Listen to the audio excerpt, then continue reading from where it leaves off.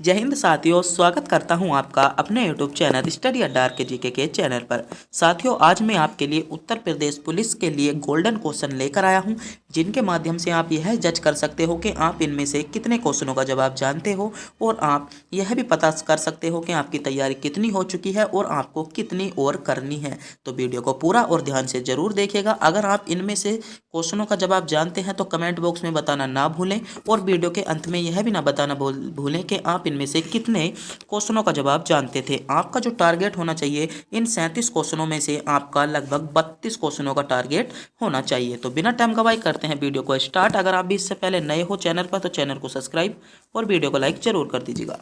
तो आपका पहला क्वेश्चन है, महादेवी वर्मा को ज्ञानपीठ पुरस्कार किस कृति पर मिला था? ऑप्शन आपके सामने शो हो चुके हैं, दीपशिखा पर, नीरजा पर, यमा पर या श्रृंखला की कड़ियां पर। तो आपसे क्वेश्चन में पूछा गया था महादेवी वर्मा को जो ज्ञानपीठ पुरस्कार मिला था वह किस कृति पर मिला था। तो अपने विकल्प को चुनिएगा, कमेंट बॉक्स में बताइएगा। तो किस पर मिला था? तो यमा पर मिला था। तो विकल्प सी को चुनने वाले बच्चों का जवाब बिल्कुल करेक्ट जवाब होगा। जो बच्चे विकल्प सी की ओर जा रहे थे वे बिल्कुल सही जा रहे थे। आपका अगला क्वेश्चन है, निम्नलिखित में से कौन सा शब्द रिरी की मात्रा का उपयोग हुआ है? कौन से शब्द में रिरी की मात्रा का उपयोग हुआ है? बताइएगा। क्रिया में हुआ है, वर्षा में हुआ है, रिपु में हुआ है या वृद्धि में हुआ था? तो कौन सी में हुआ है? 4 विकल्प आपके सामने शो हो चुके हैं। कमेंट में बताइएगा, सोचिएगा, समझिएगा कि रिरी का प्रयोग कौन से शब्द में हुआ है। तो कौन से शब्द में हुआ है? तो जिन बच्चों ने भी वृद्धि को चुना है यानी विकल्प डी को चुना है वह बिल्कुल सही चुना है। डी विकल्प की ओर जाने वाले बच्चों का जवाब बिल्कुल ही करेक्ट जवाब हो जाएगा। आपका अगला क्वेश्चन है, से का उच्चारण स्थान है कंठ से, तालु से, दंत से, मूर्धा से। तो बताइएगा आप से का उच्चारण कहाँ से होता है? विकल्प आपके सामने शो हो चुके हैं। तो से का उच्चारण कहाँ से होता है? तो से का उच्चारण आपका कहाँ से होता है? तो से का उच्चारण आपका तालु से होता है। तो विकल्प बी को चुनने वाले बच्चों का जवाब बिल्कुल सही जवाब हो जाएगा। बात करते हैं सह की, तो इसका उच्चारण कहाँ से होता है? तो इसका उच्चारण आपका दंत से होता है। बात करते हैं इस वाले से, षटकोण वाले से की, तो इसका उच्चारण आपका किससे होता है? तो इसका उच्चारण आपका जो होता है मूर्धा से होता है। और कंठ से किसका उच्चारण होता है? तो कंठ से आपका है का उच्चारण होता है। तो इन बातों को भी आपको ध्यान में रखना होगा। उत्तर प्रदेश पुलिस के लिए महत्वपूर्ण बातें होने वाली हैं, आपको इतना तो पता ही होना चाहिए। आपका अगला क्वेश्चन है, कौन सा शब्द में र व्यंजन नहीं है? मात्रा में, मूर्धा में, क्रम में या मातृभूमि में? तो बताइएगा र इनमें से किस व्यंजन में रही है? तो किस व्यंजन में नहीं है? तो जिन बच्चों ने किसको चुना है? मात्र मतलब मात्र विकल्प ए को चुना है वह बिल्कुल सही चुना है। तो ए विकल्प को चुनने वाले बच्चों का जवाब बिल्कुल ही करेक्ट जवाब हो जाता है। आपका अगला क्वेश्चन है, संज्ञा का भेद नहीं होता है? व्यक्तिवाचक संज्ञा, जातिवाचक संज्ञा, निजवाचक संज्ञा या भाववाचक संज्ञा? तो बताइएगा इनमें से संज्ञा का वाचक जो संज्ञा शब्द है वह इनमें से कौन सा नहीं है? व्यक्तिवाचक संज्ञा होता है, जातिवाचक भी होता है, निजवाचक या भाववाचक? सोचिएगा, समझिएगा और कमेंट बॉक्स में बताइएगा। आपको ही चुनना होगा क्योंकि आपको अपने नॉलेज को चेक करना होगा कि आपने कितना पढ़ लिया है और कितने पढ़ने की ज़रूरत है। तो जिन बच्चों ने भी विकल्प सी की ओर जाने वाले बच्चों का जवाब बिल्कुल करेक्ट जवाब हो जाएगा। निजवाचक संज्ञा आपका संज्ञा का भेद नहीं है, क्योंकि जो निजवाचक होता है वह आपका सर्वनाम का भेद होता है। क्या होता है? सर्वनाम का भेद होता है। तो विकल्प सी इसमें आपका बिल्कुल ही करेक्ट जवाब हो जाता है। आपका अगला क्वेश्चन है, निम्नलिखित में से कौन सा शब्द पुल्लिंग है? तो आपको बताना होगा इस दिए गए विकल्पों में से पुल्लिंग शब्द कौन सा है? वचन, हानि, प्यास या बचत? तो इनमें से आपको पुल्लिंग को छांटना होगा। तो पुल्लिंग शब्द आपको बताना होगा। विकल्प सोच हो चुके हैं, तो बताइएगा इनमें से पुल्लिंग शब्द कौन सा नहीं हो जाएगा। तो कमेंट बॉक्स में बता दीजिएगा कि पुल्लिंग कौन सा नहीं है। तो पुल्लिंग आपका वचन नहीं होता है। तो वचन आपका क्या हो जाएगा? पुल्लिंग नहीं होता है। सॉरी, आपको बताना था पुल्लिंग होता है, तो वचन इनमें से आपका पुल्लिंग होता है। तो ए विकल्प में आपको वचन दिया गया था जो कि आपका सही जवाब था। आपका अगला क्वेश्चन है, सदा ही बहुवचन में प्रयोग होने वाला शब्द है? घर, प्रत्येक, दर्शन या मुनि? तो बताइएगा सदा ही ऐसा शब्द कौन सा है जो सदा ही जो बहुवचन में प्रयोग होता है? तो बताइएगा जो सदा ही वचन जो होता है बहुवचन में प्रयोग होता है उनमें से आपको शब्द छांटना होगा। घर का प्रयोग हम एक वचन में भी कर सकते हैं, दर्शन का भी और मुनि का। तो प्रत्येक जो शब्द दिया है वह सदा आपका बहुवचन में प्रयोग होता है। तो विकल्प भी आपका बिल्कुल ही सही जवाब हो जाता है। आपका अगला क्वेश्चन है हरि मोहन अपना बहन हरि मोहन अपनी बहन को पुस्तक देता है। सॉरी, थोड़ी सी पढ़ने में मिस्टेक हो गई थी। हरि मोहन अपनी बहन को पुस्तक देता है, वाक्य में रेखांकित पद में कौन सा कारक है? तो आपके जो रेखांकित पद है वह होगा आपका को। तो बताना होगा इसमें कौन सा कारक है, कर्म कारक है, संप्रदान कारक है, संबंध कारक है या अधिकरण कारक है। तो बताइएगा। हरि मोहन अपनी बहन को पुस्तक देता है। पुस्तक किसे देता है? अपनी बहन को देता है ना। पुस्तक तो किसे देता है? बहन को देता है। तो जो प्रभाव पड़ रहा है वह किस पर पड़ रहा है? कर्म पर पड़ रहा है। तो इसमें क्या हो जाएगा? आपका कर्म कारक हो जाता है। तो ए विकल्प को चुनने वाले बच्चों का जवाब बिल्कुल सही जवाब हो जाएगा। इसमें आपका कर्म कारक हो जाएगा। तो कारक बात कर लें तो कारक कितने होते हैं? कारक लगभग आपके 8 होते हैं। कर्म कारक में जो विभक्ति होती है वह आपकी क्या होती है? को होती है। कर्ता कारक में क्या होती है? ने होती है। और संप्रदान में क्या हो जाएगी? संप्रदान में आपकी से हो जाएगी। और जिसमें संबंध का भाव बताया जाए का, की, नानी, ने। और अधिकरण में जो विभक्ति होती है वह आपकी में और पर होती है। तो इन बातों को भी आपको ध्यान में रखना होगा। महत्वपूर्ण बातें थी आपकी ये कर्म, और आपको रिवीजन करते ही रहना होगा। बार बार रिवीजन करने से ही आपकी हिंदी बहुत अच्छी हो जाएगी। आपका अगला क्वेश्चन है क्या आप घर भी जाएंगे? क्या आप घर भी जाएंगे वाक्य में रेखांकित पद है। तो आपसे क्वेश्चन में पूछा है क्या आप, तो इसमें जो रेखांकित पद है वह है आप। क्या है? वह है आप। क्या आप घर जाएंगे संज्ञा है, विशेषण है, सर्वनाम है या क्रिया में है? तो इसमें जो आपका रेखांकित पद है, पीडीएफ बनाने में थोड़ी सी दिक्कत हो गई थी। तो इसमें आप जो है वह आपका रेखांकित पद है। तो सोचिएगा, समझिएगा आप इसमें क्या है। तो आप इसमें क्या है बताइएगा। तो इसमें आप क्या हो जाता है? आप इसमें सर्वनाम हो जाता है। क्या हो जाता है? क्या आप घर जाओगे? आप क्या बता रहा है? स्वयं को बता रहा है। तो इसमें आपका सर्वनाम हो जाता है। सर्वनाम आपके जो होते हैं वे हिंदी में आपके 11 सर्वनाम होते हैं। और सर्वनामों को 6 भागों में बांटा गया है। सर्वनामों को कितने भागों में बांटा गया है? 6 भागों में बांटा गया है। आप ध्यान में रखिएगा। पहला आपका हो जाता है पुरुषवाचक, दूसरा हो जाता है निजवाचक, तीसरा हो जाता है निश्चितवाचक, चौथा हो जाता है निश्चितवाचक, पांचवा हो जाता है संबंधवाचक और छठा हो जाता है आपका प्रश्नवाचक। तो सर्वनामों को आपको 6 भागों में बांटा गया है। इस बात का भी आपको पता ही होना चाहिए। आपका अगला क्वेश्चन है वह बहुत धार्मिक व्यक्ति है वाक्य में रेखांकित पद है। संज्ञा है, सर्वनाम है, क्रिया है या विशेषण है? तो सोचिएगा, समझिएगा और बताइएगा। वह बहुत धार्मिक व्यक्ति है। इस वाक्य में जो रेखांकित पद आपको दिया गया है वह आपका क्या है? तो बहुत को आपको बताना होगा। बहुत आपकी संज्ञा है, सर्वनाम है, क्रिया है या विशेषण है? तो ऑप्शन आपके सामने शो हो चुके हैं। सोचिएगा, समझिएगा और कमेंट बॉक्स में इसका जवाब बताइएगा। तो बहुत क्या है?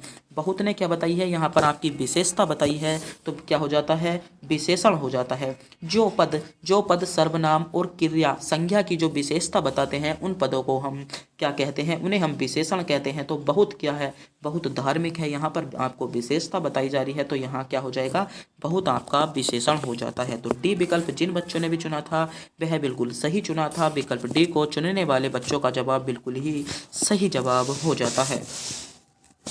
आपका अगला क्वेश्चन है निम्नलिखित में से तद्भव शब्द छांटिए। आपको तद्भव शब्द छांटना होगा। विकल्प आपके सामने शो हो चुके हैं। सोचिएगा, समझिएगा। इनमें से आपको तद्भव शब्द बताना होगा। आपका तद्भव शब्द इनमें से कौन सा हो जाएगा? तो बताइएगा तद्भव शब्द इनमें से कौन सा हो जाता है। तो जो बच्चे विकल्प ए की ओर जा रहे हैं यानी कपूर की ओर जा रहे हैं वे बिल्कुल सही जा रहे हैं। तो कपूर को चुनने वाले बच्चों का जवाब बिल्कुल करेक्ट जवाब हो जाएगा। कपूर आपका तद्भव शब्द हो जाता है। तो क्या ए विकल्प आपका बिल्कुल ही करेक्ट जवाब होगा। आपका अगला क्वेश्चन है सब कुछ जानने वाला। वाक्यांश के लिए एक शब्द चुनिए। आपको चुनना होगा जो सब कुछ जानता है या सब कुछ जानने वाले को हम क्या कहते हैं? बहुज्ञ, सर्वज्ञ, अतिज्ञ या अज्ञ? तो बताइएगा जो सब कुछ जानता हो उसको हम किस नाम से जानते हैं? जो सब कुछ जानता हो या सब कुछ जानने वाले को हम क्या कहते हैं? तो उसे हम सर्वज्ञ नाम से जानते हैं। तो विकल्प बी को चुनने वालों का जवाब बिल्कुल करेक्ट जवाब हो जाएगा। तो अब तक जितने बच्चों के जवाब बिल्कुल सही हैं, एक भी क्वेश्चन मिस नहीं हुआ है या अभी तक एक क्वेश्चन मिस हुआ है तो वे बिल्कुल सही चल रहे हैं। उनकी तैयारी बिल्कुल सही चल रही है। सोचने समझने में एक क्वेश्चन मिस हो जाता है, मैं मानता हूँ। तो अभी तक जिनका 1 से 2 क्वेश्चन मिस हुआ है वह बिल्कुल सही चल रहे हैं। उनकी तैयारी बिल्कुल करेक्ट है। आपको हिंदी पर थोड़ा ध्यान देने की और ज़रूरत है। रचना, वोकब वगैरह पर आप ध्यान दे सकते हो। तो बताइएगा कितने व्यक्ति ऐसे हैं जिनका अभी तक सारे क्वेश्चन सही हैं? कमेंट में लिख दीजिएगा कि हमारे राइट क्वेश्चन है। अभी तक सब क्वेश्चन राइट हैं। आपका अगला क्वेश्चन है उत्थान शब्द का विलोम है पतन, उड़ाने, अर्धव या ध्रुव। बताइएगा उत्थान शब्द का आपको चुनना होगा, जो उत्थान शब्द है आपका उसका विलोम आपको बताना होगा। तो उत्थान शब्द का जो विलोम हो जाता है वह क्या हो जाता है, विकल्प आपके सामने है, सोचिएगा समझिएगा और बताइएगा। तो पतन आपका उत्थान का विलोम शब्द हो जाएगा, यानी विकल्प ए बिल्कुल करेक्ट जवाब हो जाएगा। आपका अगला क्वेश्चन है और महत्वपूर्ण क्वेश्चन है, बहुत ज़्यादा क्वेश्चन पूछा जाता है। देवता शब्द का पर्यायवाची शब्द नहीं है, सुर, अमर, देव या सुधाकर। तो बताइएगा, इनमें से सोचिएगा समझिएगा और जज कीजिएगा कि ये देवता शब्द का जो आपका पर्यायवाची शब्द है, इनमें से कौन सा देवता शब्द का पर्यायवाची शब्द नहीं दिया है। तो बताइएगा जल्दी से जल्दी, बहुत इंपॉर्टेंट क्वेश्चन है। बताइएगा देवता शब्द का पर्यायवाची शब्द कौन सा नहीं है। तो सुधाकर आपका देवता शब्द का पर्यायवाची शब्द नहीं है। तो जो बच्चे विकल्प डी की ओर जा रहे थे या विकल्प डी को लगाने में आपको कोई भी दिक्कत नहीं होगी, तो डी विकल्प आपका इसमें बिल्कुल ही सही जवाब हो जाता है। आपका अगला क्वेश्चन है, सही अर्थ वाला शब्द युग्म नहीं है। सही अर्थ वाला अनिल, अनिल हवायो आग का होता है, अली, अली अली मोर या सकी का होता है, आदि आदि आरंभ या आलस्य आरस्य का होता है, जल्द जल्द कमल या सूर्य का होता है। तो इनमें से आपको उस शब्द को चुनना है जिसका युग्म सही नहीं है। 4 विकल्प आपके सामने हो चुके हैं। सोचिएगा समझिएगा और बताइएगा, क्योंकि थोड़ा क्वेश्चन लंबा है तो सोचने के लिए इसमें मैं आपको टाइम देता हूँ।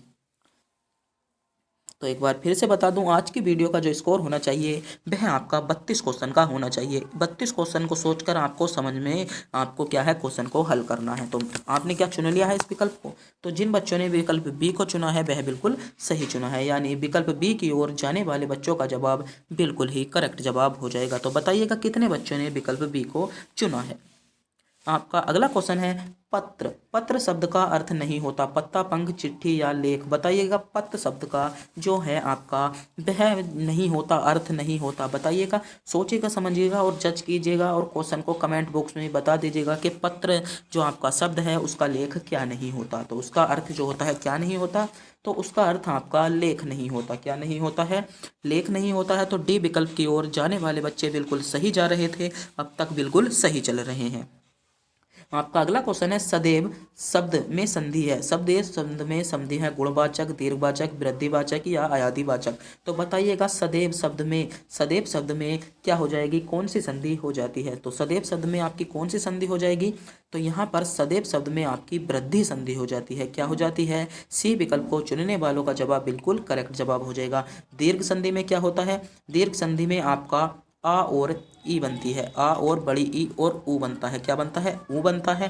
वृद्धि संधि में जब आ के बाद, जब ए या आ के बाद किसका ए या ए का मेल हो तो वहाँ पर क्या बनता है, या ओ का मेल हो, या बड़े वाले जो ओ से औरत वाला ओ होता है उसका मेल हो, तो यहाँ पर आपकी क्या होती है, वृद्धि संधि हो जाती है। क्या हो जाती है, वृद्धि संधि हो जाती है।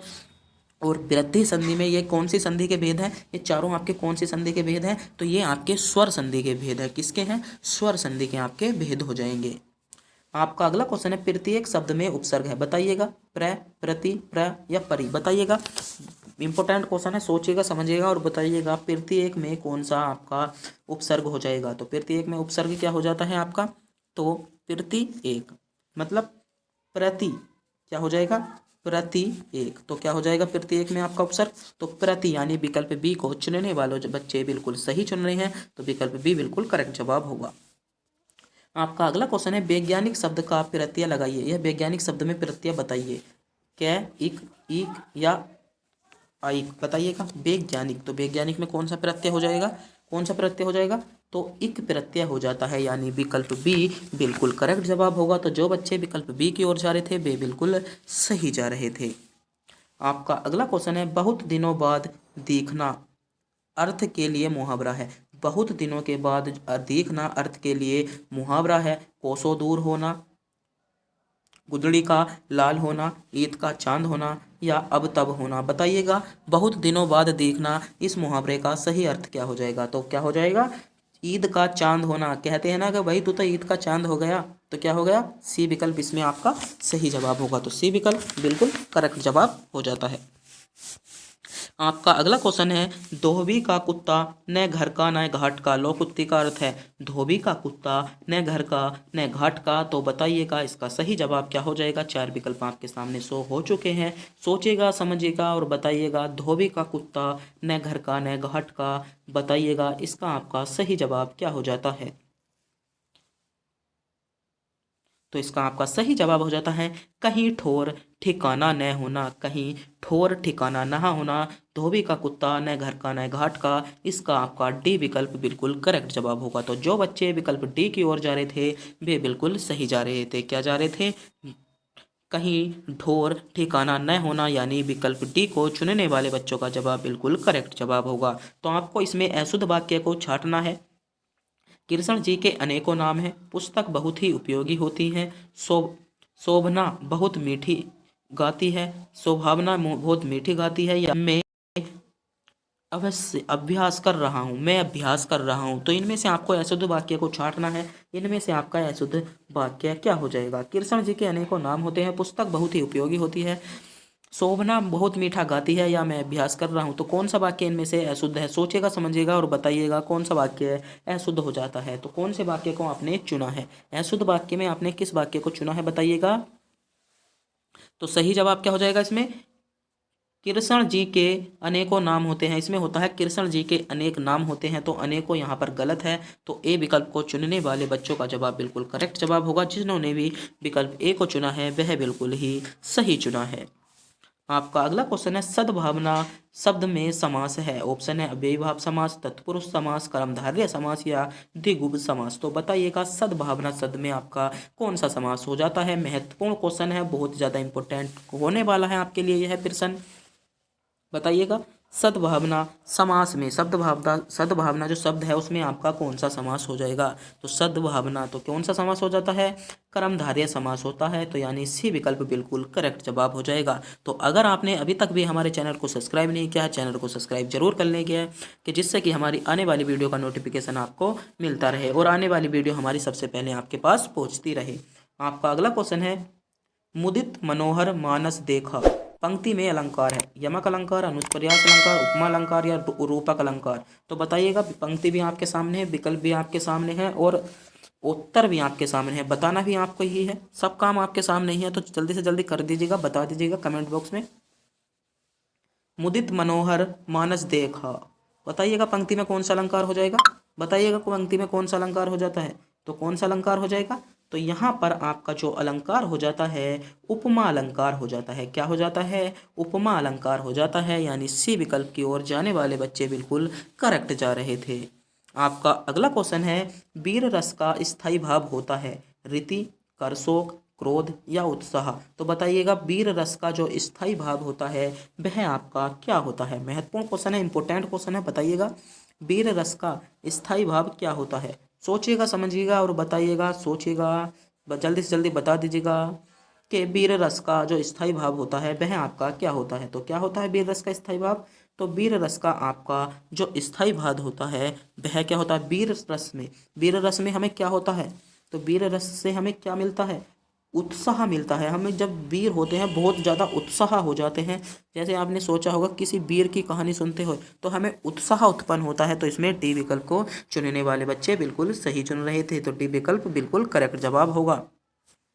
दामिनी दमक रही धन माही, खेल के प्रति जगत फिर नाही। इस पंक्ति में कौन सा छंद है। तो बताइएगा सवैया छंद है, दोहा छंद है, चौपाई छंद है या सोरठा छंद है। दामिनी दमक रही धन माहिनी, खल के प्रति जगथा थिर नाही।